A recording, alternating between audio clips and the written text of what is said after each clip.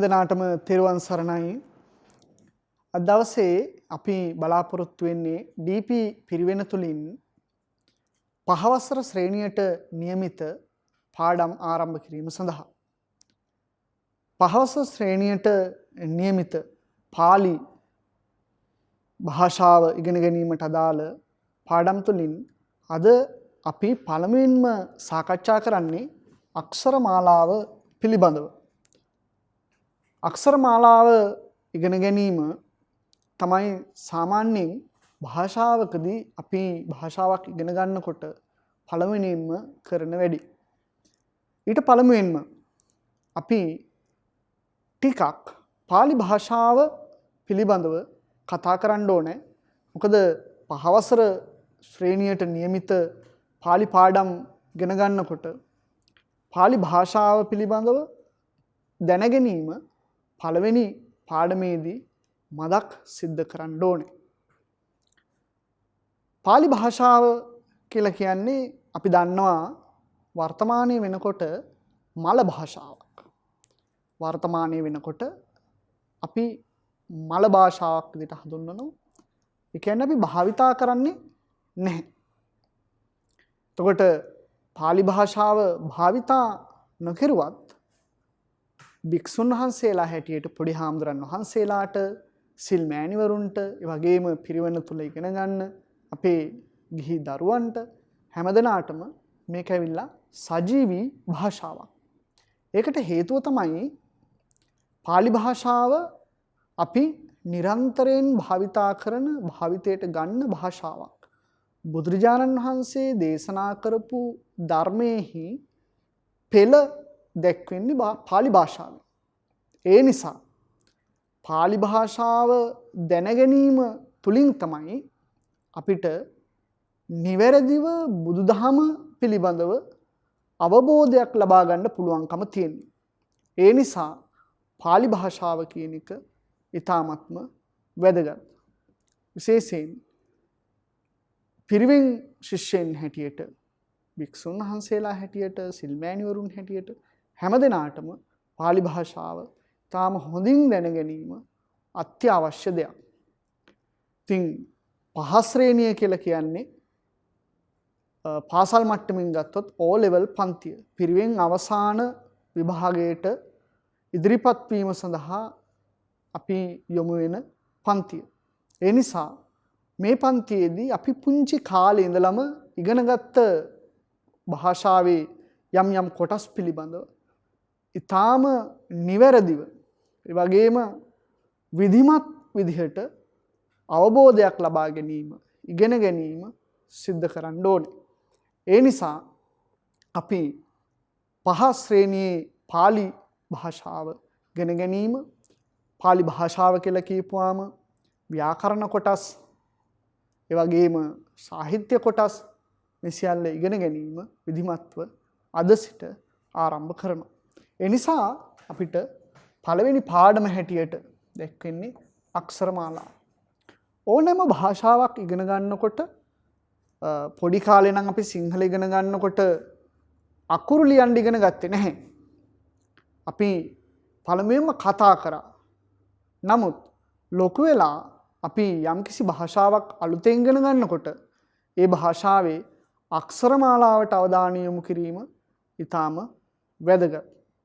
ඉතින් ඒ නිසා අපි මුලින්ම පාලි භාෂාවේ අක්ෂර මාලාවට අවධානය යොමු කරනවා.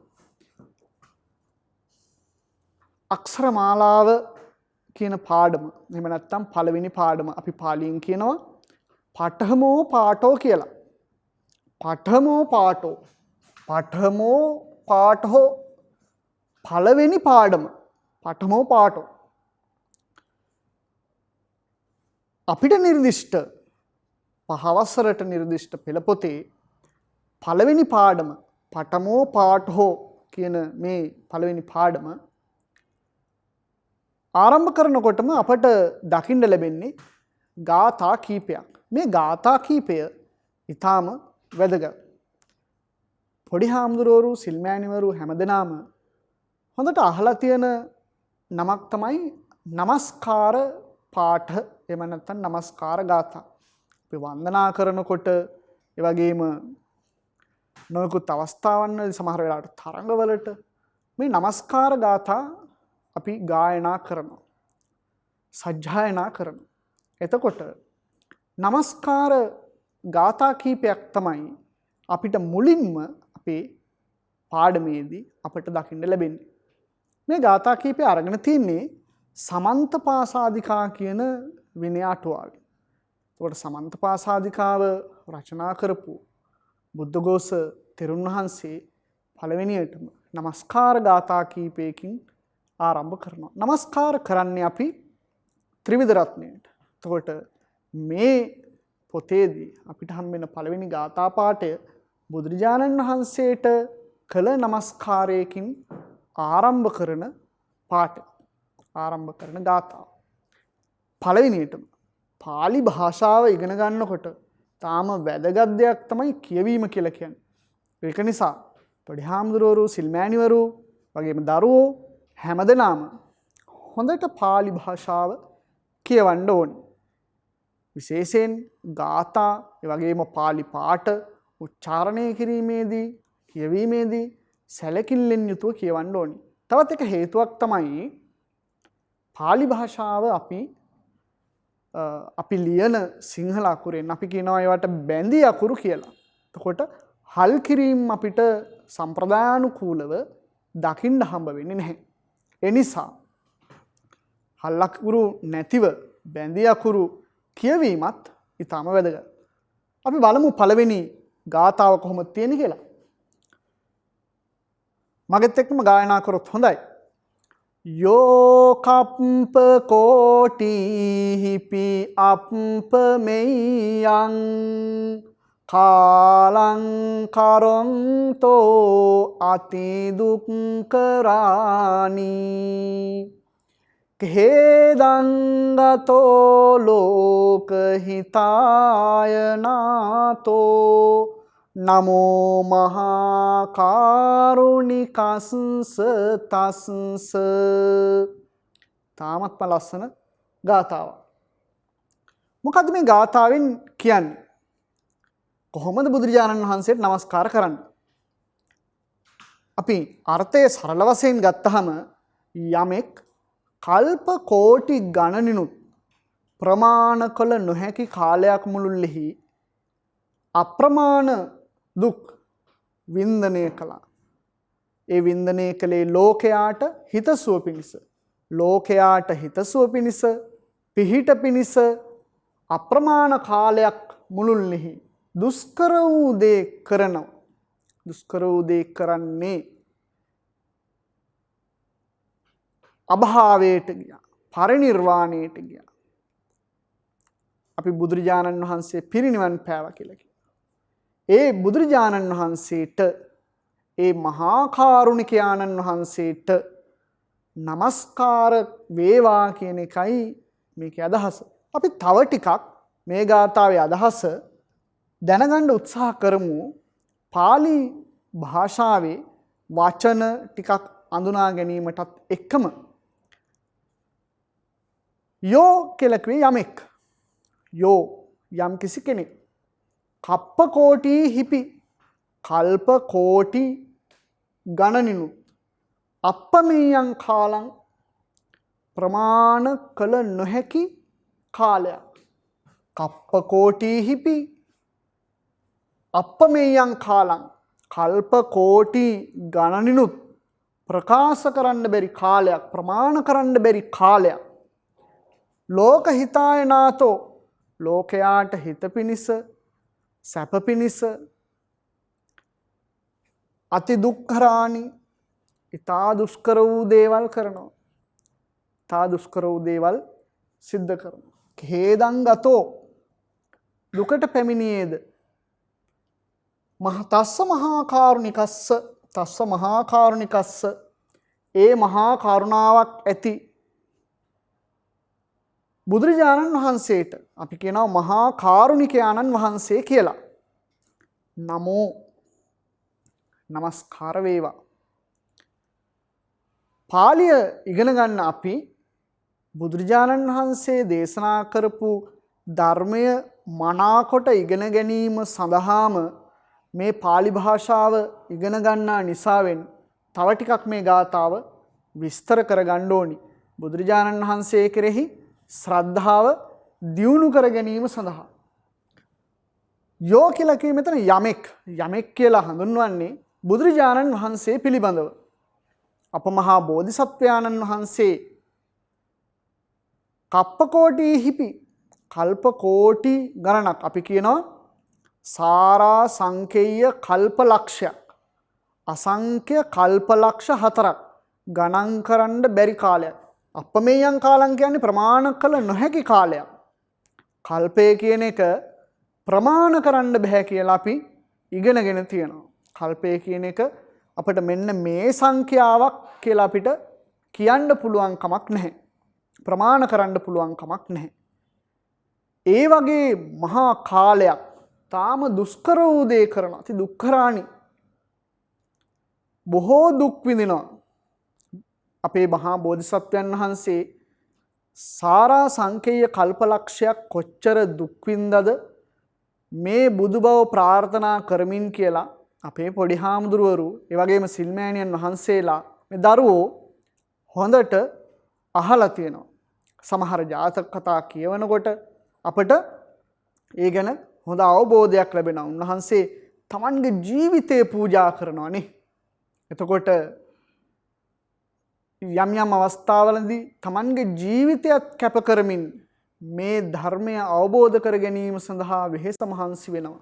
අපි කියනවා බුදු බව ප්‍රාර්ථනා කරමින් ඒ හැම අවස්ථාවකදීම උන්වහන්සේ කටයුතු කළා.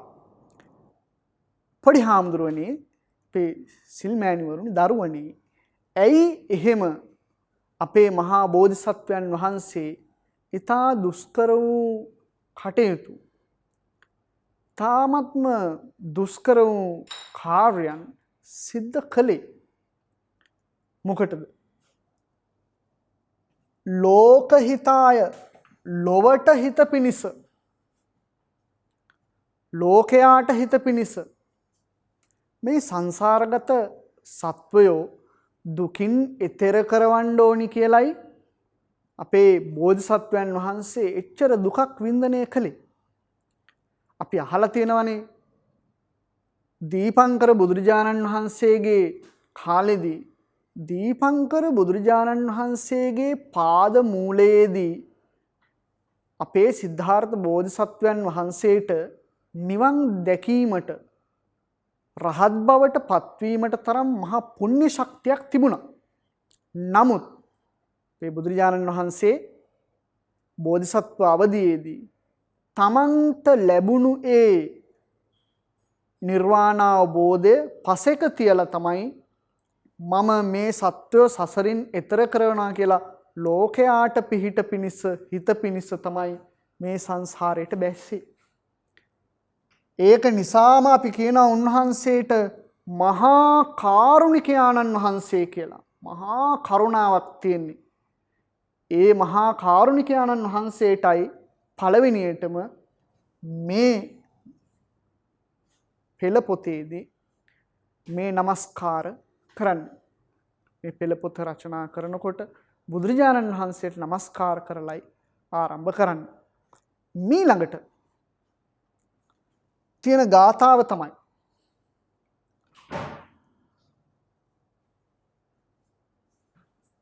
අපි දන්නවා ත්‍රිවිධ රත්නය. පළවෙනියට බුද්ධ රත්නය, ඊළඟට ධර්ම රත්නයට, ඊළඟට මෙහිදී මේ පෙළ පොතේදී තියෙන ගාථා තුනේදී දෙවෙනියට ධර්ම රත්නයට নমස්කාර කරනවා. අපි බලමු කොහොමද ධර්ම රත්නයෙන් নমස්කාර කරන්නේ. ලස්සන ගාථාවක් තියෙනවා. හැමෝම මගෙත් එක්ක කියමු. අසම්බුදං බුද්ධ නිසේවිතං යං භවා භවං ගච්ඡති ජීව ලෝකෝ නමෝ අවිජ්ජාදි කිලේස ජාල විද්ධං සිනෝ ධම්ම වරසංස තස්ස.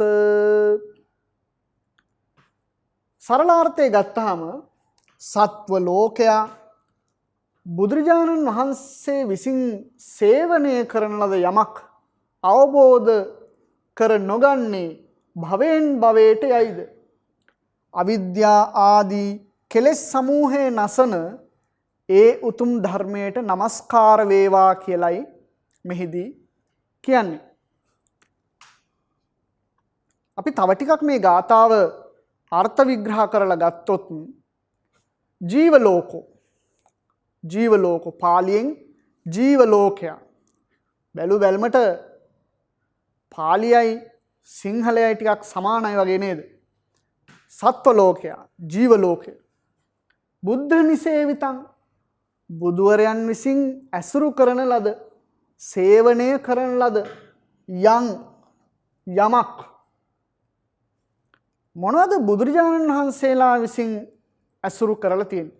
මෙතනදී අපි ධර්මයේ පිළිබඳව විග්‍රහ කරන්න බලාපොරොත්තු වෙන්නේ නැහැ. ඒ වුණාට ඔබ වහන්සේලා දන්නවා, ඒ වගේම ශිෂ්‍යෝ දන්නවා බුදුරජාණන් වහන්සේලා විසින් ඇසුරු කරන්නේ ධර්මය. බුදුරජාණන් වහන්සේලා විසින් ඇසුරු කරන්නේ ධර්මය. එතකොට මේ ධර්මය අවබෝධ කර නොගන්නේ මේ සත්වයෝ ධර්මය අවබෝධ කරගන්නේ නැති නිසා තමයි මේ සංසාරේ ඇවිදින්නේ. බුදුරජාණන් වහන්සේ දේශනා කළානේ. ඔබට මතක ඇති බුදුරජාණන් වහන්සේ දේශනා කරනවා මහණෙනි චතුරාර්ය සත්‍ය අවබෝධ කර නොගන්නා නිසා තමයි සත්වයෝ මේ සසර ගමන් කරන්නේ කියලා. ඒ නිසා බුදුරජාණන් වහන්සේලා විසින් සේවනය කරන ලද මේ ධර්මය අවබෝධ කර නොගන්නා නිසා භවා භවං ගච්ඡති යයි. කොහෙටද යන්නේ? භවා භවං භවෙන් භවයට මේ සංසාරේ එක තැනක ඉපදිලා ආපහු තවත් තැනක ඉපදෙනවා. ආපහු තවත් තැනක ඉපදෙනවා. ඔය විදිහට වක්‍රානුකූලව චක්‍රයක් විදිහට මේ සසරේ ගමන් කරමින් ඉන්නවා. අවිජ්ජාදි කිලේශ ජාල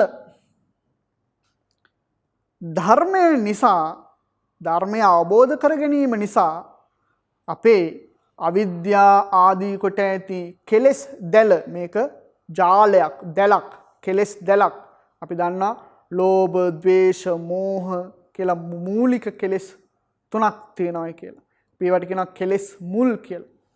එතකොට මේ අවිද්‍යාව මූලික කොටගත් කෙලෙස් දැල විද්ධංසිනෝ නාශනය කරනවා, නසනවා. කෙලෙස් දැල ඉරලා විසි කරලා දානවා.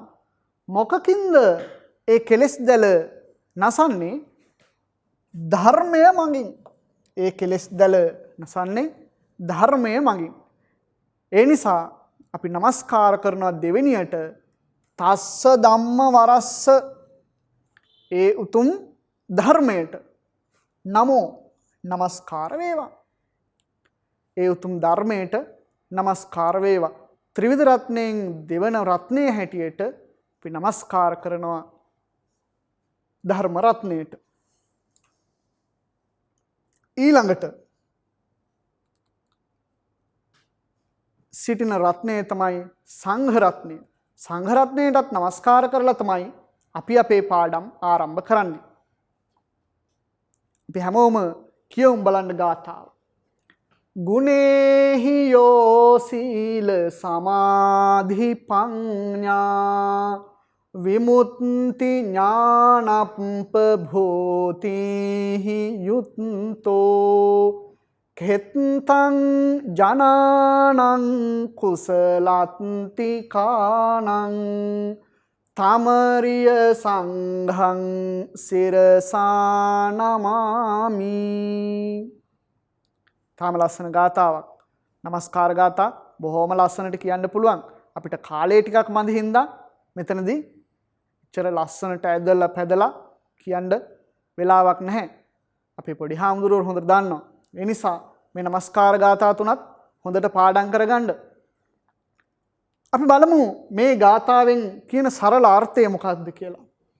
සීල සමාධි ප්‍රඥා විමුක්ති ඥාන ආදී වූ ගුණ වලින් යුක්ත යමෙක් කුසල් කැමැති ජනයන්ට කෙතක් වේද කුසල් කැමති ජනයන්ට කෙතක් වේද?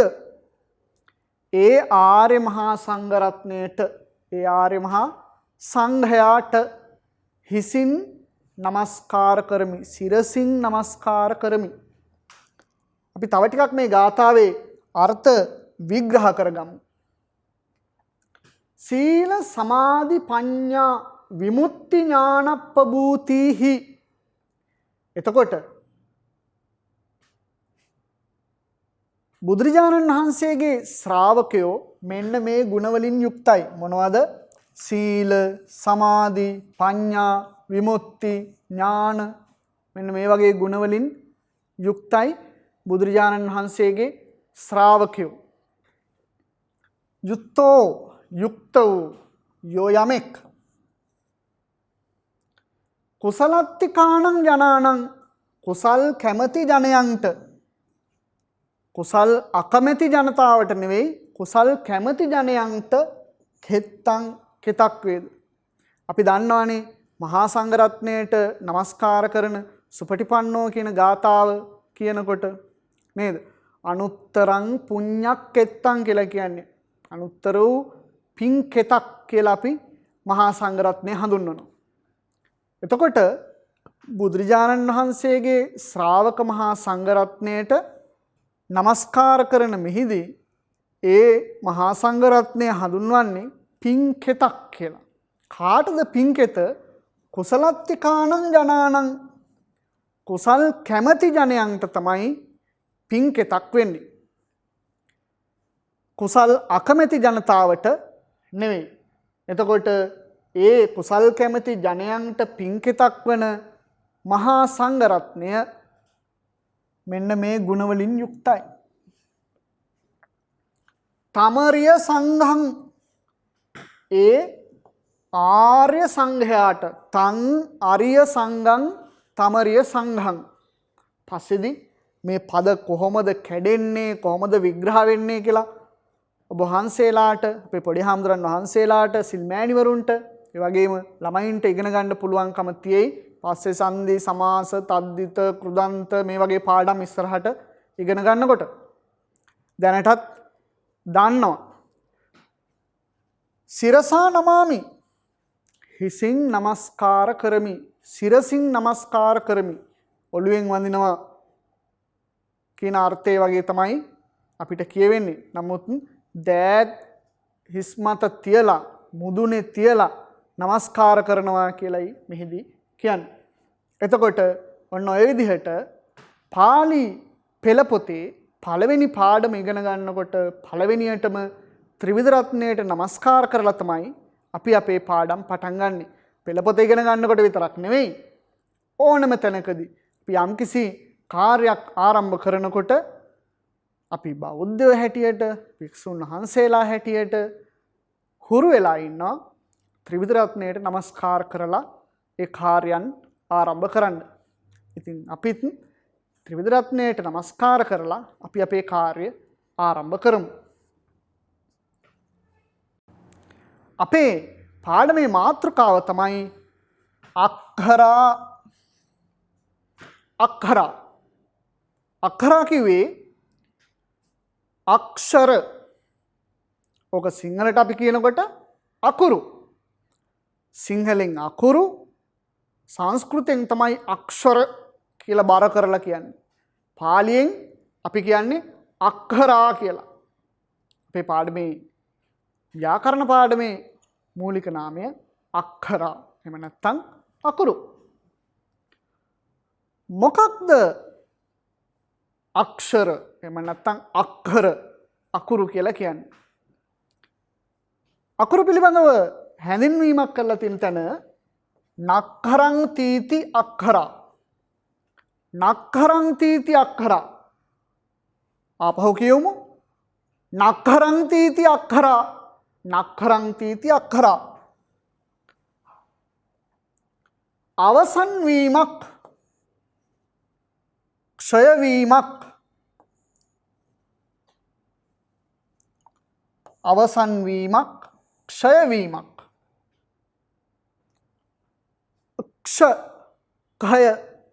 කය කියන වචනය අපට හොඳට මතකයි. ක්ෂය වෙනවා. අවසන් වෙනවා.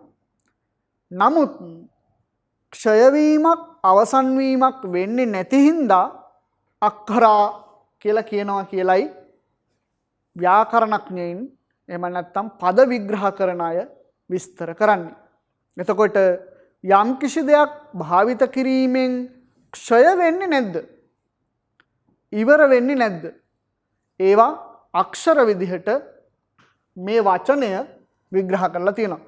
එතකොට මේ පොඩි හාමුදුරන් වහන්සේලා සිල්මෑණිවරු දරුවෝ මතක තියාගන්න ඕනි දෙයක් තමයි අක්ෂර යනු මොනවාද?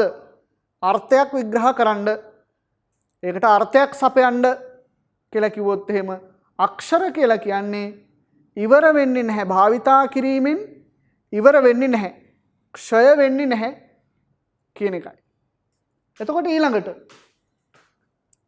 අක්ඛර, වන්න, ව්‍යංජන වචන ගොඩක් තියෙනවා. තව පාලියෙන් අපි කියනවා ව්‍යංජන කියලා. ව්‍යංජන පිපාලි මේ අක්ෂර හැඳින්වීම සඳහා යොදා ගන්න වචන. සමහර තැනක අක්ඛර කියලා කියනවා. එහෙම නැත්නම් සමහර තැනක වන්න කියලා කියනවා. ඊට පස්සේ සමහර තැනක ව්‍යංජන, ව්‍යංජන කියලා අපි හඳුන්වනවා අක්ෂර වලටම. එතකොට ශිෂ්‍යෝ හැමදෙනාම මතක තියාගන්න ඕනි අක්ෂර එහෙම නැත්නම් අක්ඛර කියන වචනේ අකුරු හැඳින්වීම සඳහා යොදන තවත් වචන මොනවද කියලා. වන්න, ව්‍යංජන, ව්‍යංජන ওই විදිහට වචන ගොඩක් අපි යොදා ගන්නවා. ඒ නිසා මේ වචන ටිකත් මතක තියාගෙන අපි යන් පාලි අක්ෂර මාලාව කොහොමද වෙන් වෙන්නේ, කොහොමද විග්‍රහ වෙන්නේ, කොහොමද කොටස් වෙන්නේ, කොහොමද භාෂාවේ යෙදෙන්නේ කියන එක පිළිබඳව කතා කිරීම සඳහා අකුරු 41යි. පාලි භාෂාවේ අකුරු 41යි. මේ අකුරු 41 කච්චායන ව්‍යාකරණ සම්ප්‍රදායට අනුව මේ අකුරු 41 කච්චායන ව්‍යාකරණ සම්ප්‍රදායට අනුව කච්චායන ව්‍යාකරණ සම්ප්‍රදාය කච්චායන ව්‍යාකරණ සම්ප්‍රදාය කියලා ගත්තාම තව සම්ප්‍රදායක් තියෙන්න ඕනි කියලා ඔබට හිතෙන්න පුළුවන්. අනෙක් එක තමයි මොග්ගල්ලාන ව්‍යාකරණ සම්ප්‍රදාය. අපි භාවිතා කරන ව්‍යාකරණ සම්ප්‍රදායන්. ඇයි මේ ව්‍යාකරණ සම්ප්‍රදායන් දෙකක් කියලා පොඩි හාමුදුරන් වහන්සේලාට අපේ මෑණිවරුන්ට ශිෂ්‍යයන්ට හිතෙන්න පුළුවන්. ඇයි ව්‍යාකරණ සම්ප්‍රදායන් දෙකක්, පාලි භාෂාව එකක්නේ. ඔය පොඩි හාමුදුරනේ මේ භාෂාවක් කියලා කියන එක ඇති වෙලා ඊට පස්සේ දිනෙන් දින වැඩි දියුණු වෙලා දීර්ඝ කාලයක් තිස්සේ, අති දීර්ඝ කාලයක් තිස්සේ සංවර්ධනය වෙමින් පවතින දෙයක්. එතකොට දැන් සිංහල භාෂාව කියලා ගත්තොත් එහෙම සිංහල භාෂාව අදටත් සංවර්ධනය වෙනවා. පාලි භාෂාව භාවිත වෙන්නේ නැති හින්දා වර්තමානයේ නම් සංවර්ධනය වෙන්නේ නැහැ. නමුත් මේක භාවිත වෙන කාලේ පාලි භාෂාව කියලා කියන්නේ පැරණිම භාෂාවක්. පාලි භාෂාව කියලා කියන්නේ පැරණිම භාෂාවක්. අපි සාමාගදී මූල භාෂා කියලා මුළු භාෂාව හැටියටත් ඒ ගැන සාකච්ඡා කරනවා. එතකොට මේ භාෂාව හැදිලා භාවිත වෙනකොට සංවර්ධනය වෙනකොට ඒකට නොයෙක් අර්ථකථනයන්, නොයෙක් ව්‍යාකරණ ප්‍රයෝගයන් උගන්වනවා. එතකොට ලංකාවේදී අපිට මූලික වශයෙන් ඒ විදිහට ලියවුණු ව්‍යාකරණ ක්‍රම දෙකක්, එහෙම නැත්නම් ව්‍යාකරණ සම්ප්‍රදායන් දෙකක් පිළිබඳව අධ්‍යයනය කරන්න හම්බෙනවා, ඉගෙන ගන්න හම්බෙනවා. ඒ ව්‍යාකරණ සම්ප්‍රදායන් දෙක තමයි ඔය කච්චායන ව්‍යාකරණ සම්ප්‍රදාය සහ මොග්ගල්ලාන ව්‍යාකරණ සම්ප්‍රදාය කියලා කියන්නේ. කච්චායන කියලා කියන්නේ අපිට හිතනවා බැලු බැලමට හාමුදුරු නමක්ගේ නමක්. මොග්ගල්ලාන අපිට හිතෙනවා බැලු බැලමට හාමුදුරු නමක්ගේ නමක්. හරියට හරි. මේ ව්‍යාකරණ පොත් ලියලා තියෙන්නේ අපේ පැරණි භික්ෂුන් වහන්සේලා. කච්චායන හාමුදුරුවෝ කවුද කියලා හරියටම නිශ්චිත හැඳින්වීමක් නැහැ. මේ කච්චායන හාමුදුරුවෝ කවුද කියලා. නමුත් මොග්ගල්ලාන හාමුදුරුවෝ නම් මහා පරාක්‍රමබාහු රජුරන්ගේ කාලේ හිටපු ව්‍යාකරණඥයෙකු වුණු මහා ව්‍යාකරණ දැනුමක් තිබුණු මොග්ගල්ලාන ස්වාමින් වහන්සේ. පරාක්‍රමබාහු රජුරන්ගේ කාලේ ශාසන සෝධනයන් නැති කරපු ප්‍රධාන ස්වාමින් වහන්සේලා ප්‍රධාන හාමුදුරුවෝ 3 නමක් විතර වැඩ හිටියා. දිබුලාගල කාශ්‍යප හාමුදුරුවෝ, ඊට පස්සේ සාරිපුත්‍ර හාමුදුරුවෝ සහ මොග්ගල්ලාන හාමුදුරුවෝ. මේ මොග්ගල්ලාන හාමුදුරුවෝ තමයි මේ ව්‍යාකරණ පොත ලියන්නේ.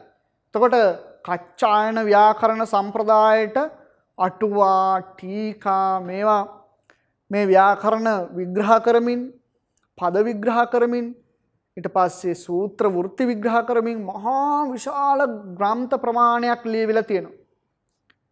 අපේ පොඩි හාමුදුරන් වහන්සේලා, සිල්මෑණිවරු, ශිෂ්‍යෝ වැඩිදුර ඉගෙන ගන්නකොට මේ ව්‍යාකරණ සම්ප්‍රදායන් ගැන, ව්‍යාකරණ ක්‍රම ගැන කොහොමද විග්‍රහ කරලා තියෙන්නේ කියලා ඉගෙන ගන්න පුළුවන්කම තියෙයි. මොග්ගල්ලාන ව්‍යාකරණ සම්ප්‍රදායේ නම් බොහොම පරිපූර්ණ ව්‍යාකරණ පොතක් විදිහට නිර්මාණය කරලා තියෙනවා. කච්චායන ව්‍යාකරණ සම්ප්‍රදාය ටිකක් සංකීර්ණයි. කච්චායන ව්‍යාකරණ සම්ප්‍රදායට අනුව පාලි භාෂාවේ අකුරු 41යි. මොග්ගල්ලාන ව්‍යාකරණ සම්ප්‍රදායට අනුව අකුරු 43යි. ගැටලුවක් නේද? නමුත් මේක එච්චර ලොකු ගැටලුවක් නෙවෙයි. වැඩි වෙලා තියෙන අකුරු දෙක AO කියන අකුරු දෙක AO විදිහට වෙනම දක්වලා තියෙනවා. මේක එච්චර ලොකු ගැටලුවක් නෙවෙයි අපිට. කච්චායන ව්‍යාකරණ සම්ප්‍රදායට අනුවත් මේක භාවිත වෙන ක්‍රමයක් තියෙනවා. මොග්ගල්ලාන ව්‍යාකරණ සම්ප්‍රදායේ අකුරු 43ක් කියලා මේක වෙනම දක්වලා තියෙනවා. අපිට මේක ලොකු ගැටලුවක් නෙවෙයි. ඒ නිසා තවත් වැදගත් දෙයක් තමයි මෙන්න මේවා. මෙන්න මේ දෙක. මේවට අපි කියන්නේ සූත්‍ර කියලා. මේවට කියන්නේ සූත්‍ර කියලා. කච්චායන ව්‍යාකරණ සම්ප්‍රදායට අනුව අකුරු හඳුන්වලා තියෙන්නේ අක්ඛරාපාදයෝ ඒක චත්තාලීසං කියුම් බාණ්ඩ මගෙත් එක්ක අක්ඛරාපාදයෝ ඒක චත්තාලීසං. ඒ වගේම මොග්ගල්ලාන ව්‍යාකරණ සම්ප්‍රදායට අනුව අකුරු හඳුන්වලා තියෙන්නේ ආදයෝ තිතාලිස වන්නා ආදයෝ තිතාලිස වන්නා. එතකොට මේවට අපි කියන්නේ සූත්‍ර. සූත්‍රයක් කියලා කියන්නේ මූලිකව යම්කිසි විග්‍රහයක් විදිහට අපිට විස්තරිත කරලා විග්‍රහ කරලා ඉගෙන ගන්න ඕන දෙයක් බොහොම කෙටියෙන් දක්වන එකක් තමයි අපි කියන්නේ සූත්‍රය කියලා. ඒ නිසා මේ සූත්‍ර මතක තියාගන්න ඕනේ. සමහර වෙලාවට විභාගෙටත් එනවා. කච්චායන ව්‍යාකරණ සම්ප්‍රදායට අනුව අක්ෂර ගණන හඳුන්වන සූත්‍රය ලියන්න. එතකොට අපිට පුළුවන්කම තියෙන්න ඕනි අක්ඛරාපාදයෝ ඒක චත්තාලීසං කියලා කියන්නේ. එතකොට කච්චායන ව්‍යාකරණ සම්ප්‍රදායට අනුව ස්වර 8යි ව්‍යංජන 33යි. මේවා පහවසරට එනකොට අපි මේවා හොඳට ඉගෙනගෙන එන්නේ. ඒ නිසා ලොකු ගැටලුවක් නැහැ මේවා. නමුත් අපි ආපහු මේවා මතක් කරගන්න ඕනේ. ඒ නිසා ස්වර 8ක් ව්‍යංජන 33ක් කච්චායන ව්‍යාකරණ සම්ප්‍රදායට අනුව තියෙනවා. එතකොට මොග්ගල්ලාන ව්‍යාකරණ සම්ප්‍රදායට අනුව ඕ කියන දෙක දීර්ඝ විදිහට ගන්න නිසා අපිට ස්වර අකුරු 10ක් දකින්න ලැබෙනවා. ඒ නිසා තමයි මේ 43 ගණන විදිහට එන්නේ. භාෂාවක මූලික ඒකකයේ අක්ෂර ඕනෑම භාෂාවක මූලිකම ඒකකය තමයි අක්ෂර. අක්ෂර නැතුව භාෂාවකට පවතින්න අමාරුයි. භාෂාවක වර්ධනයක් සිද්ධ වෙන්නේ නැහැ. ඇයි අපි අක්ෂර භාවිතා කරන්නේ? ඇයි අපි අක්ෂර භාවිතා කරන්නේ? අක්ෂර වලට අපි කියනවා ශබ්ද සංකේත කියලා. අපි ඒවට කියනවා ශබ්ද සංකේත.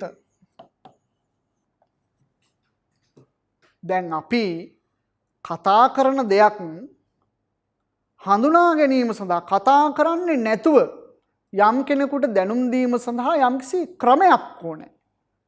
යම්කිසි විදියක් ඕනේ. අපිට අද කාලේ වගේ නෙවෙයි. අද කාලේ නම් ටෙලිෆෝන් එක ගත්තාම අංක ටිකක් ඔබලා ඉවරලා දුර ඉන්න කෙනෙකුට කතා කරන්න පුළුවන්. සමහර වෙලාවට රූපේ බලාගෙනත් කතා කරන්න පුළුවන්. නමුත් ඒ කාලේ එහෙම බෑනේ. සමහර වෙලාවට ලියලා යවනවා ලිපියක්, ලේඛනයක් ලියලා යවනවා. දැන ගැනීම සඳහා. අදාළ පණිවිඩය කීම සඳහා. එතකොට පොත් ලියන්න වෙනවා.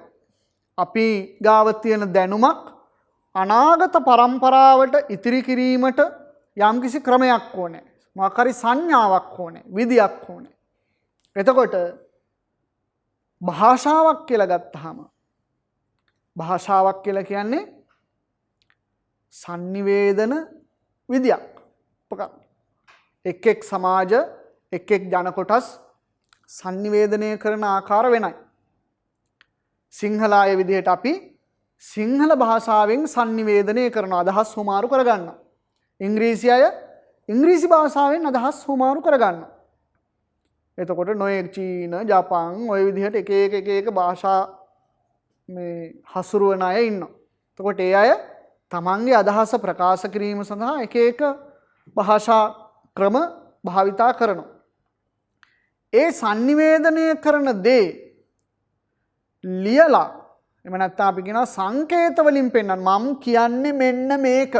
මම කියන්නේ මෙන්න මේ කාරණේ කියලා සංකේත වලින් පෙන්වන්න තමයි අපි අක්ෂර භාවිතා කරන්නේ.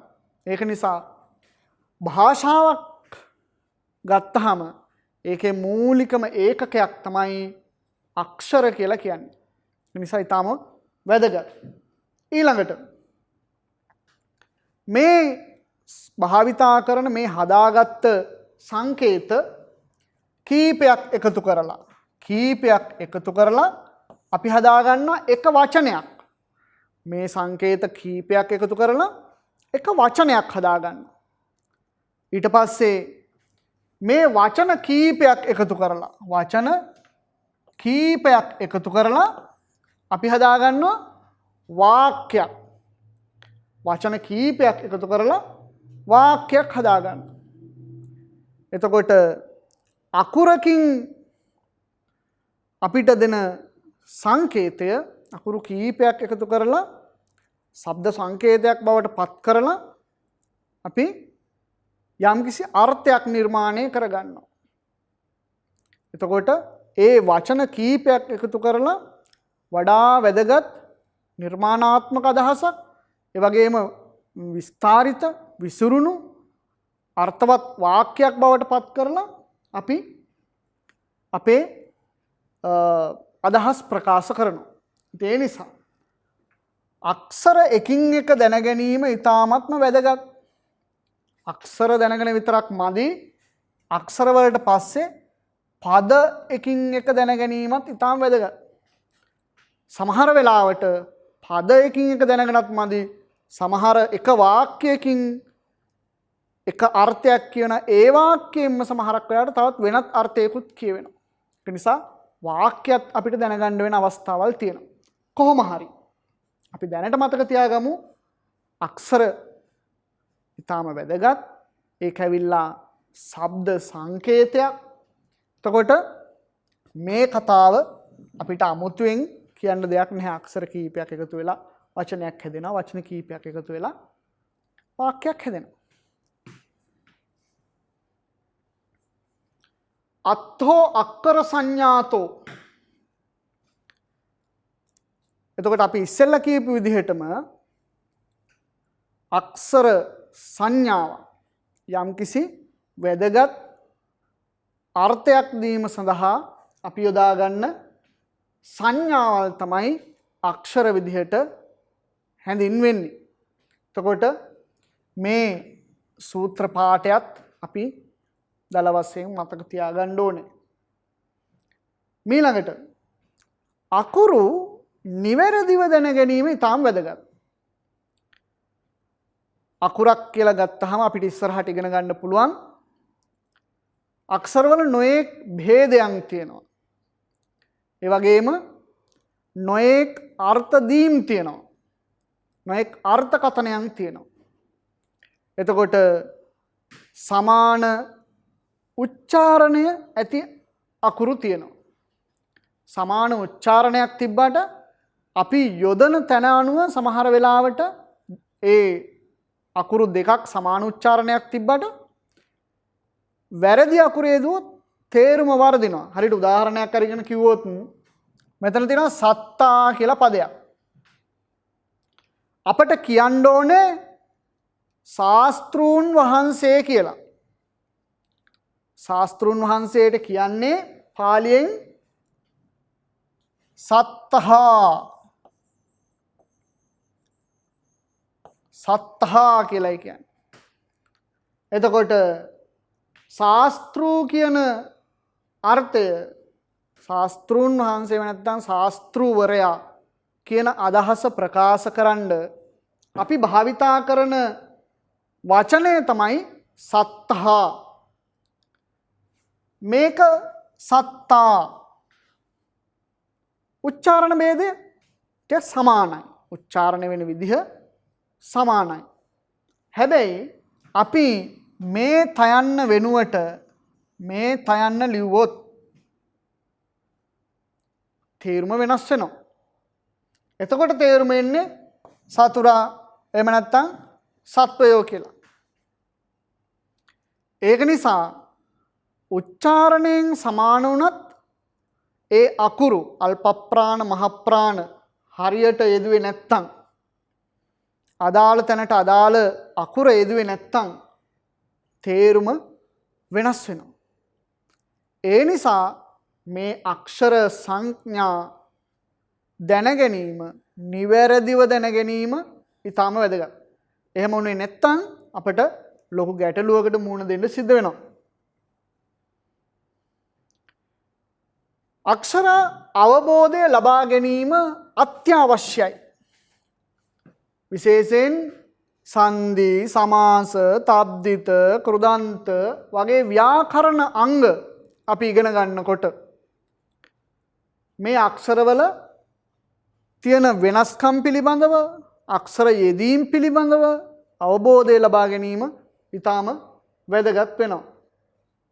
ඒකට හේතුව තමයි පාලි භාෂාවේ විතරක්ම නෙවෙයි ඕනෑම භාෂාවක තනි අකුරකින් බොහෝ භාෂාවන් වල තනි අකුරකින් තේරුමක් දෙන අවස්ථාවල් තියෙනවා. දැන් උදාහරණයක් විදිහට ගත්තොත් එහෙම අපි ඔහු ඔවුන් කියන වචනය භාවිතා කරනවා. ඔහු කියන සර්වනාම පදය, ඔවුන් කියන සර්වනාම පදය භාවිතා කරන්නේ පාලියේදී සෝ, තේ. එතකොට මෙතන තියෙන එක අකුරයි. සෝ හෙතෙම, තේ ඔව්හු. එක අකුරකින් එක අර්ථයක් ප්‍රකාශ කරනවා. තවත් මේ වගේ වචන තියෙනවා. සා ඇය, ඊට පස්සේ ක ජලය, ජේ ආමන්ත්‍රණය කරනවා බොල අඩා, භෝ පින්වත, මා එපා නිෂේධාර්ථ නිපාත.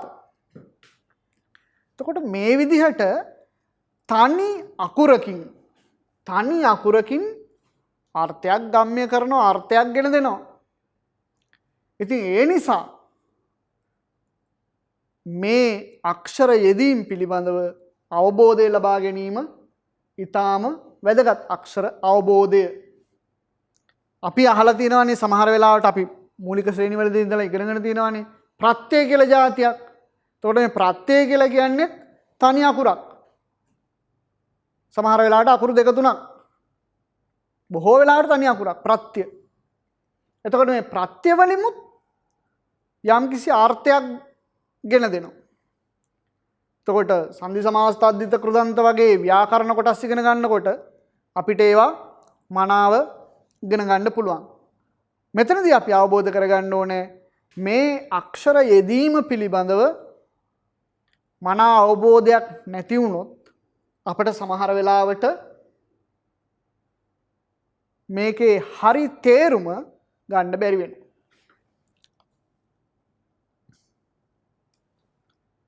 පාලි භාෂාවෙන් ලිවීමට භාවිතා කරන සුවිශේෂ වූ සංකේත විශේෂයක් නැහැ. ඒ කතාව ඉතාම වැදගත්.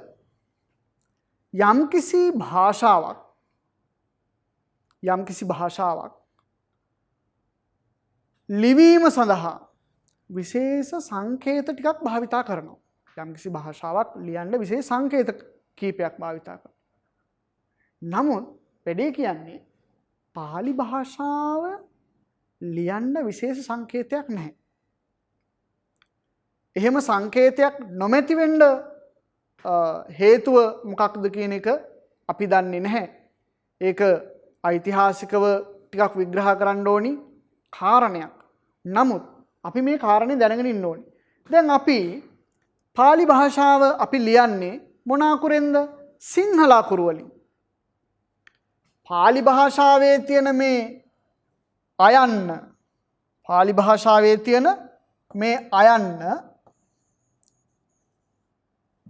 අයන්න අපි ඉංග්‍රීසියෙන් ලිව්වොත් එහෙම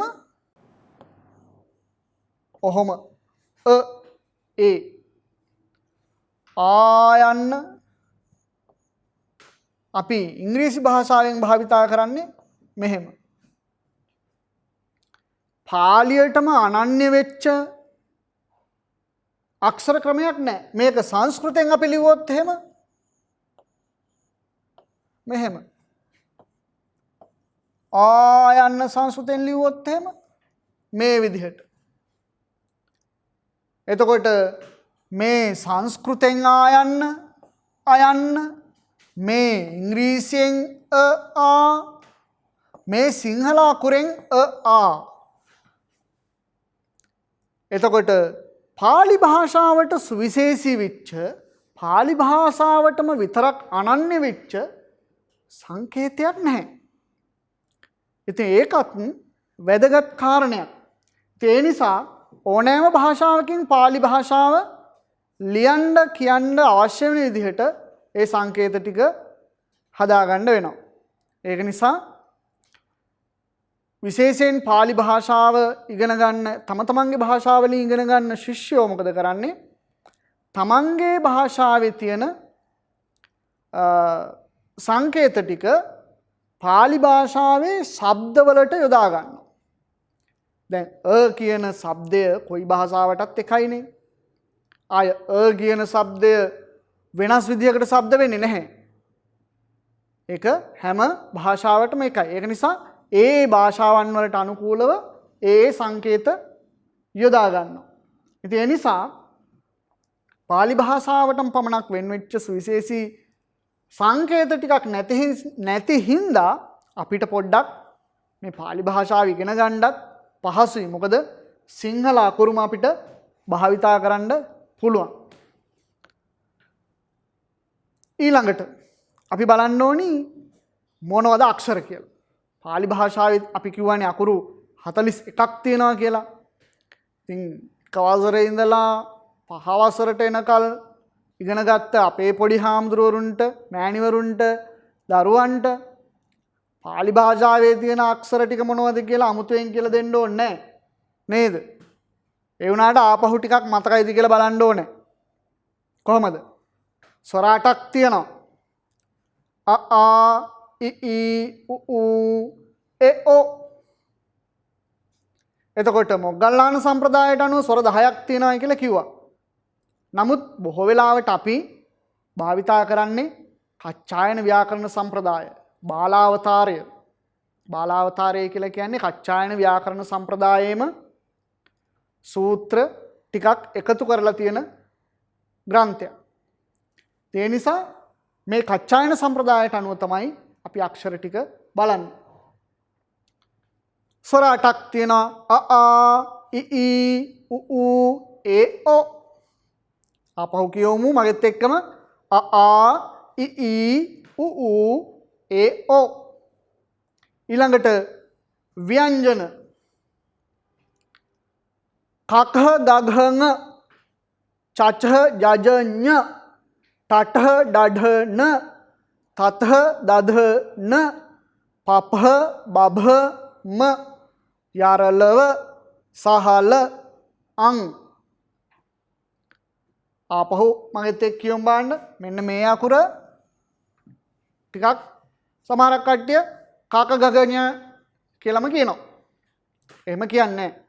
ඒක ඇවිල්ලා නහයෙන්ම ශබ්ද වෙලා එන්න ඕනේ. කකහ ගගහ ङ චච ජජ ඤ තටහ දඩහ න තතහ දධ න පපහ බභ ම යරලව සහල අං. ඉතින් මේ අකුරු ටිකට අපි කියනවා ව්‍යංජන කියලා. මේ අකුරු ටිකට කියනවා අපි ස්වර කියලා. මේ අක්ෂර මාලාව හොඳට කටපාඩම් තියෙනවා. අ ආ යි ඊ ඌ ඒ ඔ කක් ගං චජ්ජඤ්ඤ ටඩන්න තදන්න පබම්ම යරලව සහලං. ආන් එහෙම කියන්න පුළුවන් වෙන්න ඕන. හොඳට කටපාඩම් කරගන්න ඕන. ඊළඟට අපි මුලින්ම ස්වර පිළිබඳව කතා කරනවා. ස්වර 8ක් තියෙනවා කියලා අපි කියවනේ කච්චායන ව්‍යාකරණ සම්ප්‍රදායට අනුව. ඒක කියන්නේ කොහොමද බාලාවතාරයේදී? බාලාවතාරය කියලා කියන්නේ කච්චායන ව්‍යාකරණයේ තුල තියෙන සූත්‍ර එකතු කරලා තියෙන අපිට නිර්දිෂ්ට වුණු පොත. එතකොට බාලාවතාරයේ ස්වර හඳුන්වලා තියෙන්නේ තත්හෝ දන්තා සරා අට්ඨ. කොහොමද කියමු බලන්න. තත්හෝ දන්තා සරා අට්ඨ. තත්හ ඕ අන්තා තත්හ ඕ අන්තා ඕ අන්තා තත්හ ඕ අන්තා. මෙහි ඔයන්න අවසන් කොට ඇති අකුරු 8 අට්ඨ 8 සරා ස්වරයෝය ස්වරයි. එතකොට ස්වර හඳුන්වලා තියෙන්නේ තත්තෝ දන්තා සරා අට්ඨ කියලා. ඇයි ස්වර කියලා කියන්නේ මෙවට කියලා අපි පොඩ්ඩක් බලන්න ඕනේ. ඇයි ස්වර කියලා කියන්නේ? ස්වර අපි කියනවා ස්වර කියලා. සයං රාජෙන්තීති සරා. ස්වර හඳුන්වන්නේ කොහොමද? සයං රාජෙන්තීති සරා. සයං කියලා කිව්වේ තමාම. සයං කියලා කියන්නේ තමාම. රාජෙන්ති බැබලෙනවා. ස්වර උච්චාරණය කරන්න තවත් අකුරක උපකාරයක් ඕනේ නැහැ. අවශ්‍ය කරන්නේ නැහැ. නිසා තමන්ම බැබලෙනවා කියලා කියන්නේ. කියන එක තනිව නැගී සිටිනවා. අපි පස්සේ තව ටිකක් විග්‍රහ කරගමු.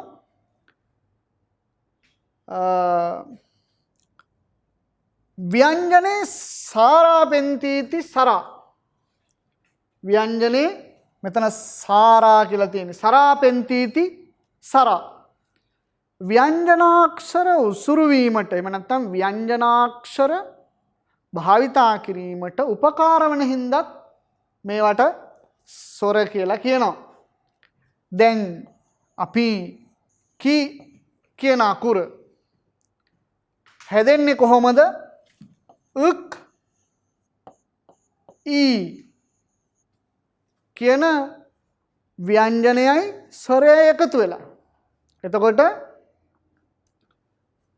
ව්‍යංජනයක්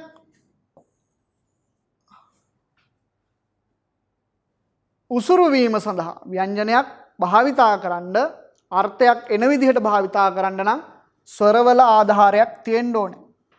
ඒ නිසා මේවට ස්වර කියලා කියනවා. ව්‍යංජනේ සරාපෙන්තීති සරා. ඒකත් මතක තියාගන්න ඕනේ. එතකොට මේ විග්‍රහ වාක්‍ය සූත්‍ර මතක තියාගන්න ඕනේ.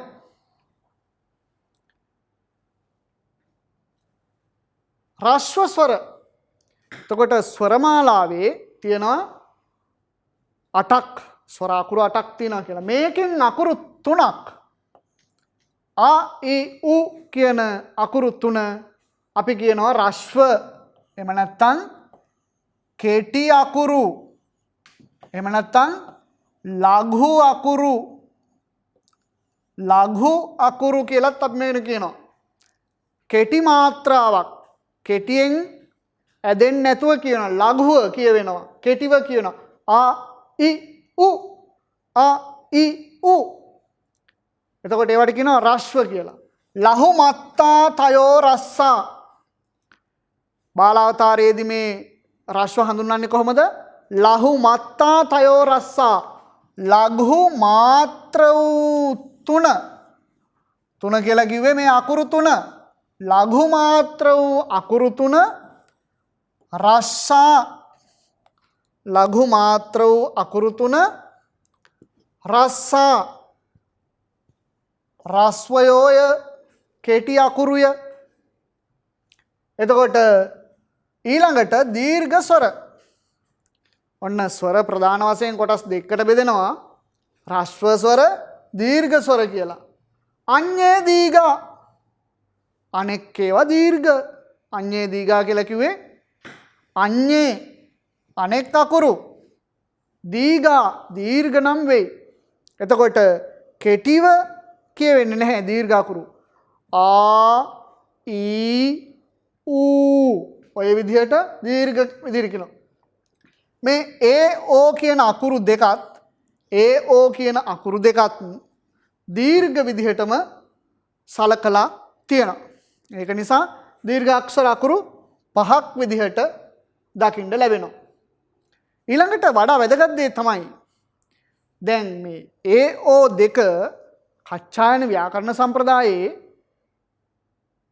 අකුරු 8ක් විදිහට අරගෙන ඒ ඕ දෙක එකක් විදිහට අරගෙන තියෙනවා. අකුරු දෙකක්. එතකොට මොග්ගල්ලාන සම්ප්‍රදායේදී ඒක අකුරු 4ක් විදිහට භාවිතා වෙලා තියෙනවා. නමුත් පාලිය භාවිතා කරනකොට මේ ඒ ඕ දෙක කොහොමද උච්චාරණය කරන්නේ කියලා අපේ පොඩි හාමුදුරුවෝ මෑණියන් වහන්සේලා ඒ වගේම ශිෂ්‍යෝ ඉගෙනගෙන තියෙනවා. මේ ඒ ඕ දෙක භාවිතා කරන්නේ බැඳි අකුරු වලදී සංයෝගයකට මුලින්. සංයෝගයක් කියලා කිව්වේ මොකද්ද? බැඳි අකුරක්. දැන් මෙතන තියෙනවා එත්ත කියලා. මෙතන තියෙනවා එත්ත කියලා. මේකට අපි කියනවා බැඳි අකුරක් කියලා. ඒ කියන්නේ හල් අකුරකට පිටිපස්සෙන් තව අකුරක් තියෙනවා නම් හල් අකුර අයින් කරලා අපි ඒක අකුරු දෙක ලං කරනවා. දැන් මෙතන තියෙනවා ඔට්ටහෝ කියලා. ඔහොම ලියන්නේ. එතකොට මෙතන උට් කියන මේ හල් බව අයින් කරලා තියෙනවා. එතකොට හල් අකුරකට මුලින් මේ එයන්න හරි ඔයන්න හරි යෙදුනොත් හල් අකුරකට මුලින් එහෙම නැත්නම් සංයෝගයකට මුලින් එකට එකතු වෙච්ච අකුරකට මුලින් යන්න හරි ඔයන්න හරි යෙදුනොත් ඒක කියවෙන්නේ රස්ව අකුරක් විදිහට. එත්ත ඒත්ත කියලා කියවන්නේ ඔට්ටහෝ ඕට්ටහෝ කියලා කියවන්නේ නැහැ. ඔට්ටහෝ එත්ත සෙය්‍යතිහිදං මෙතන ඊය සේ කියන එක ඇතුලේ යන්න තියෙනවා. එතකොට සේය කියන්නේ සෙය්‍ය. සෙය්‍යතිහිදං ඔට්ටහෝ සොත්තිහි කියලා තමයි අපි කියවන්නේ. එතකොට සංයෝගයක් නැතිකොට එයන්නට හරි ඔයන්නට හරි පිටිපස්සේ අකුර බැඳි අකුරක් නෙවෙයි නම් සංයෝග වෙච්ච අකුරක් නෙවෙයි නම් හල් අකුරක් නෙවෙයි නම් ඔන්න එතනදී එයන්න සහ ඔයන්න කියවන්නේ හල් අකුරක් විදිහට කියලා මතක තියාගන්න ඕනේ. දැන් මෙතන තියෙනවා ඒවං මෙතන සංයෝගයක් එහෙම නැත්නම් බැඳි අකුරක් නැහැ. ඒ නිසා මේක අපි කියවන්නේ ඕන් ඔහොම. හැබැයි ලියන්නේ නෑ මෙහෙම. ඒවං කියලා කියවනවා නට ලියන්නේ නැහැ. මෙතන ඕදනං කියලා අපි මෙහෙම ලියනවා මේ හල් කිරීමක් දාලා. නමුත් පාලියේදී මෙහෙම ඕ ලියන්නේ නැහැ. මෙතන බැඳි අකුරක් නැති හින්දා මේක කියවන්නෙම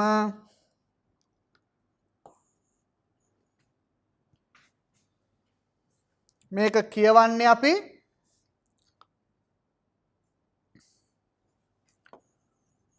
මෙහෙම ලියන ගමන් ඕදනං කියලයි කියවන්නේ. ඕදනං කියලයි කියවන්නේ. ඒ නිසා මේක මතක තියාගන්න ඕනේ. යන්න සහ ඔයන්න කොහොමද රස්ව විදිහට කෙටි අකුරක් විදිහට භාවිතා කරන්නේ? ඒ වගේම කොහොමද දීර්ඝ අකුරක් විදිහට භාවිතා කරන්නේ කියන එක ටිකක් මතක තියාගන්න ඕනේ. ඒ වගේම මේ AO දෙක අසවර්ණ කියලා කියනවා. අසවර්ණ කියලා කියන්නේ සමාන නැහැ. සවර්ණ කියලා කියන්නේ සමාන. AO දෙක අසවර්ණ. දැන්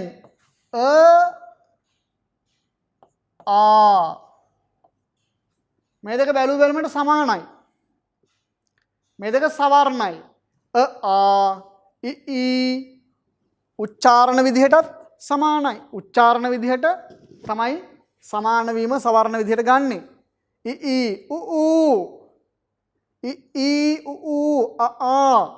නමුත් ඒක වෙනස්. ඒක නිසා මේකට කියනවා අසවර්ණ අකුරු දෙකක් කියලා. AO දෙක අසවර්ණ අකුරු කියලා කියනවා. අනෙක් ඒවා සවර්ණ සමාන. එතකොට අද මේ පහවසර පළවෙනි පාඩමේදී අද දවසේ අප බලාපොරොත්තු වුණේ මේ මූලික කාරණා ටික ස්වර අවසාන වෙනකල් පොඩි හාමුදුරන් වහන්සේලාට මෑණියන් වහන්සේලාට දරුවන්ට කියලා දෙන්න.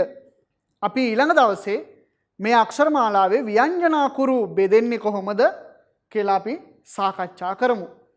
එතකොට මම කියපු විදිහට හොඳට මතක තියාගන්න ඕනි අර කියපු සූත්‍ර කටපාඩම් කරගන්න ඕනි. අක්ෂර එහෙමනම් අපේ පොඩි හාමුදුරන් වහන්සේලාට හොඳට මතකයි. මොකද අපි හොඳට ඉගෙනගෙන තියෙනවා. ඒ නිසා සූත්‍ර ටික වැඩිපුර ටිකක් හොඳට මතක තියාගන්න ඕනි. මොකද විභාගෙටත් ඒ සූත්‍ර අහනවා. ඒ වගේම ප්‍රශ්න එනවා. ඒ වගේම අපිට පාලි භාෂාව වැඩිදුර ඉගෙන ගන්නකොට මේ සූත්‍ර හොඳට කටපාඩම් තියෙන්න ඕනි. ඒ නිසා ඒ ටික හොඳට මතක තියාගන්න. හොඳයි.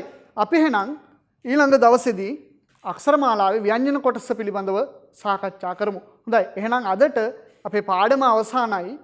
ඔබ හැමදෙනාටම අපේ පොඩි හාමුදුරන් වහන්සේලාට ඒ වගේම මෑණිවරුන්ට ශිෂ්‍යයන්ට හැමදෙනාටම තෙරුවන් සරණ ප්‍රාර්ථනා කරනවා. තෙරුවන් සරණයි. සබ්බදානං ධම්මදානං ජිනාති. සියලු දානයන්ට වඩා ධර්ම දානය උතුම් වන්නේය යන උතුම් බුදු වදන පසක් කරමින් පිරිවෙන් අධ්‍යාපනය ලබන සුවහසක් පොඩි හාමුදුරුවන් වහන්සේලාගේ මෙහෙණින් වහන්සේලාගේ සහ දුවා දරුවන්ගේ දහම් ඇස විවර කරමින් සම්බුද්ධ ශාසනයේ චිරස්ථිතිය උදෙසා ධම්මික පෙරේරා ෆ්‍රෙසිලා පෙරේරා පදනම මගින් සිදු කෙරෙන මහඟු සමාජ සත්කාරයයි ඩීපී පිරිවෙන් අධ්‍යාපනය.